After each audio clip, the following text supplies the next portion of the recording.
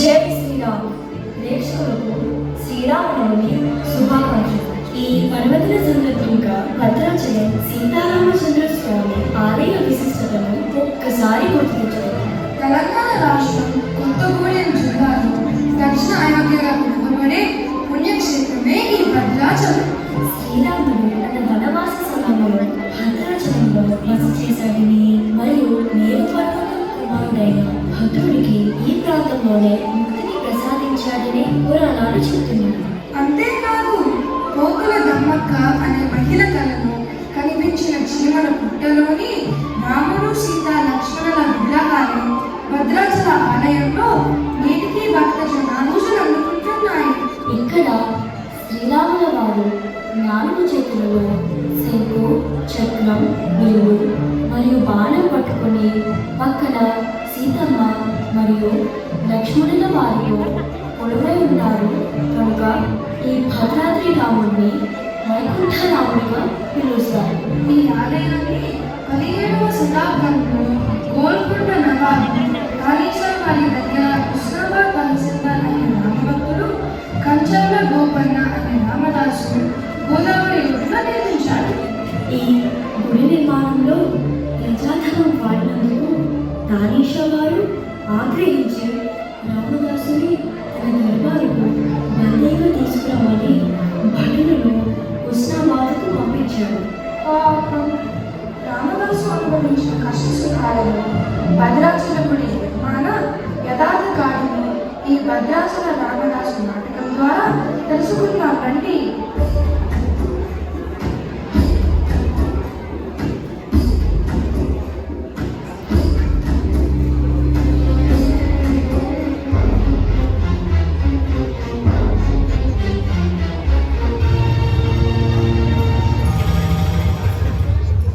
గోల్కొండ ప్రభువు తానీషా వారి ప్రణామాలు. గోపన్న, మా అనుమతి లేకుండా సర్కార్ పేటంతో భద్రాచలంలో గుడి కట్టించారట. లేదు పాదుషా, మీ అనుమతి కోసం దరఖాస్తు చేశాను. నెలలు గడిచినా మీ నుంచి జవాబు రాలేదు. ఇక తప్పనిసరైన పరిస్థితుల్లో ముహూర్తం మించిపోకుండా గుడి నిర్మాణం ప్రారంభించాల్సి వచ్చింది. ఇది ప్రయాసము. ప్రభువుల అనుమతి లేనిదే తాకడాలన్న సంగతి మాట్లాడు. అవును ప్రభు, ఇది ప్రజల సొమ్ము. దాన్ని ప్రజల కోసమే రక్షించాను. ప్రజల కోసం రామ మందిరం నిర్మించాను, కానీ నా కోసం కాదు. రామదాసు, నీ విధంగా వాదం మాని తప్పు చేసిన లోపుతో క్షమిస్తాం, లేదా ప్రభు, నేను తప్పు చేయలేదు.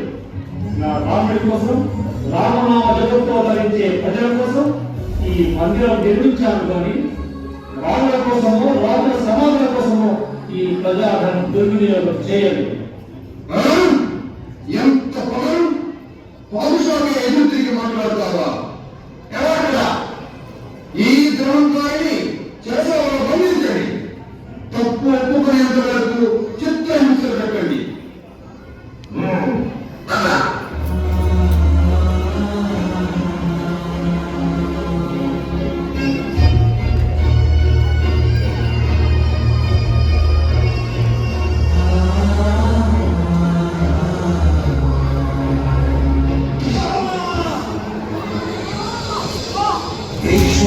కుల తిలక ఇకనైన బలుకవే రామచంద్ర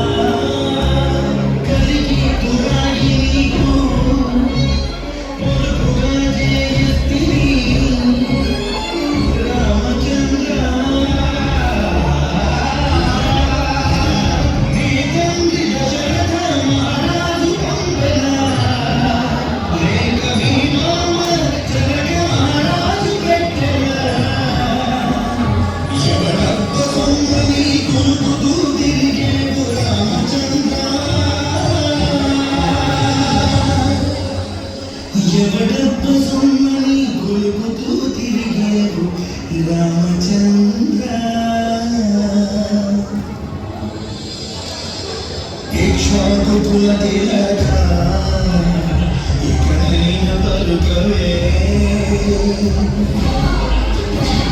రామచంద్ర నిర్లక్ష్యముండను రక్షకులు ఎవరింక రామచంద్ర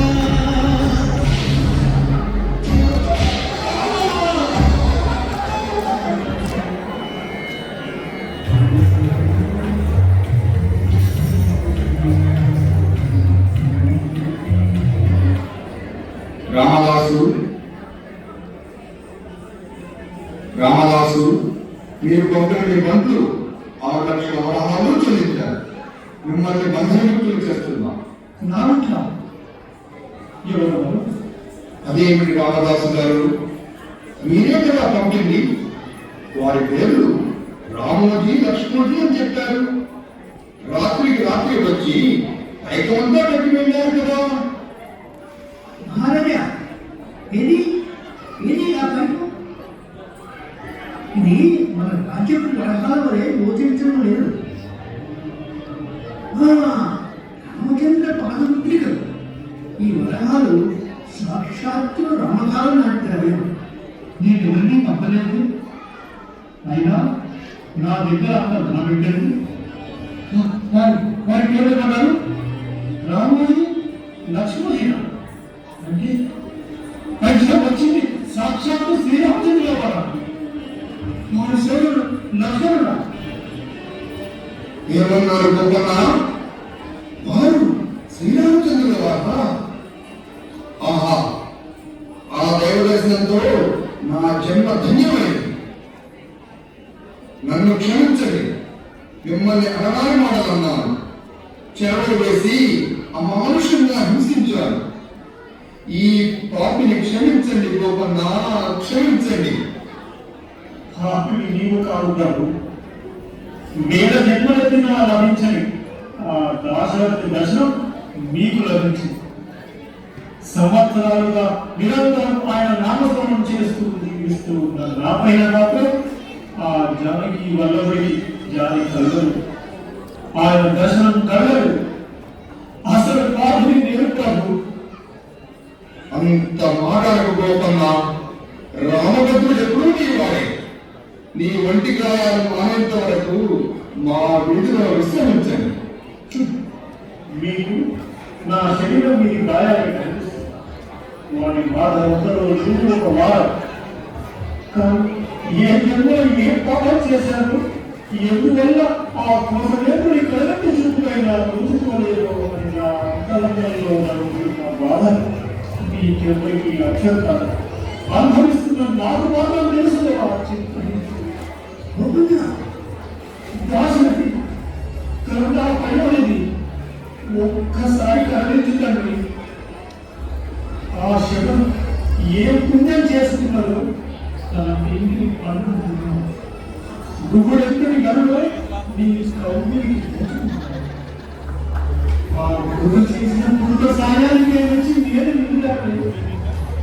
మీ గ్రామంలో అన్నపాలీగా ఉన్నప్పుడు కూలలు కట్టించి 14 పాటల పైన ఎదుర్కొన్నామయ్యా. రామ ఎక్కడున్నామయ్యా? ఆ సర్వాంతర్యామి ఎక్కడ నేర్చుకుంటుందో రామదాస. ఆ భక్త సోభుడు నీ గుండెల్లోనే గుడి కట్టుకున్నాడయ్యా. శాంతించు. అయితే ఆనాడు ఆంజనేయుడు తన రొమ్ము చీల్చి సీతమ్మకి రామదర్శనం చేయించినట్టు నా గుండెను చీల్చి ఆ రాముని దర్శిస్తాను. నేను రాముని వాడినో కాదో, రామదాసుని అవునో కాదో తెలుసుకుంటాను. అవునా?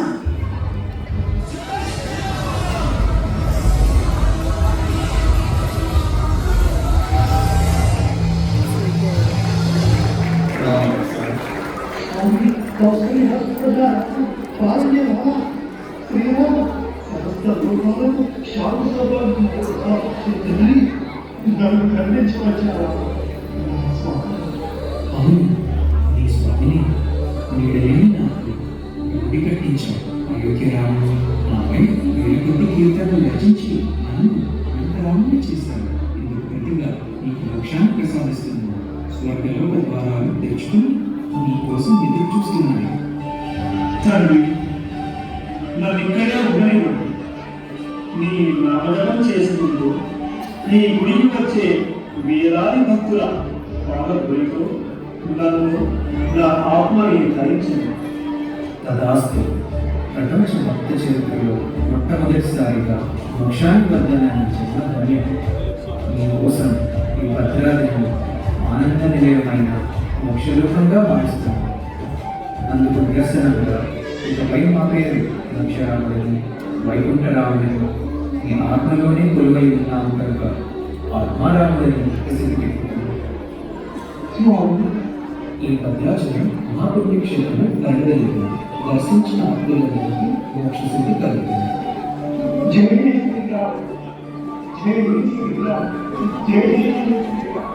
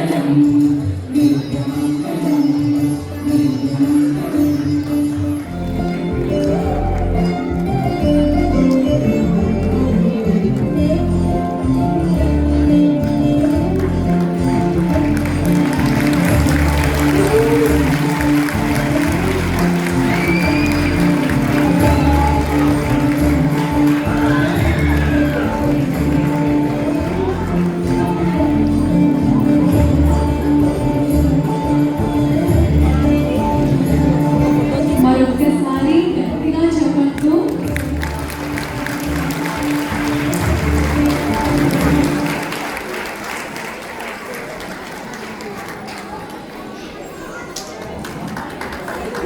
ఎలా ఉందండి?